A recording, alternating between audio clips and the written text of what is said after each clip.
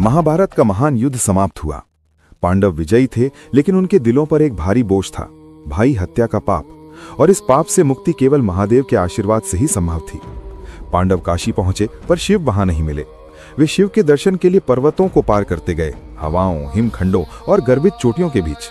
आखिरकार वे पहुंच गए रहस्यमय केदार घाटी में। पर महादेव अभी भी रुष्ट थे, इसलिए उन्होंने एक विशाल बैल का रूप धारण करके पशुओं के झुंड में स्वयं को छिपा लिया। लेकिन भक्ति के आगे कोई छल नहीं टिकता। पांडवों ने पहचान लिया, ये कोई साधारण बैल नहीं, स्वयं भोलेनाथ हैं।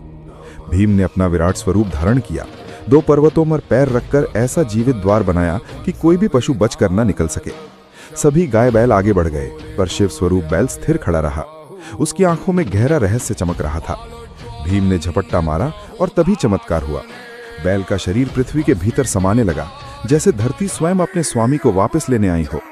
भीम ने पूरे बल से बैल की त्रिकोणात्मक पीठ पकड़ ली और उसी क्षण पूरी घाटी दैवी प्रकाश से गूंज उठी।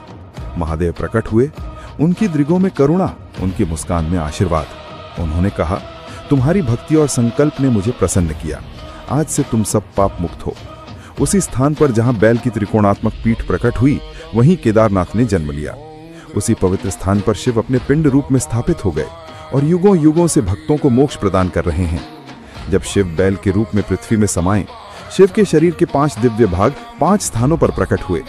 पीठ केदारनाथ, मुख रुद्रनाथ, भुजाएं तुंगनाथ, नाभि मदमहेश्वर और जटाएं कल्पेश्वर। और यूं आरंभ हुआ पंच केदार का युग। केदारनाथ मंदिर पत्थरों का ढांचा नहीं, ये वो स्थान है जहां शिव ने स्वयं प्रकट होकर भक्त को पाप से मुक्ति और जीवन को दिशा दी।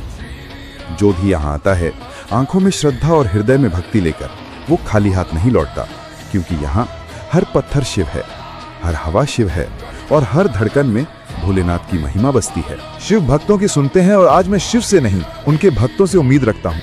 आपके फोन में लाइक और सब्सक्राइब का बटन है। मेरे दिल में उम्मीद है कि हर सच्चा शिव भक्त उसे दबा देगा।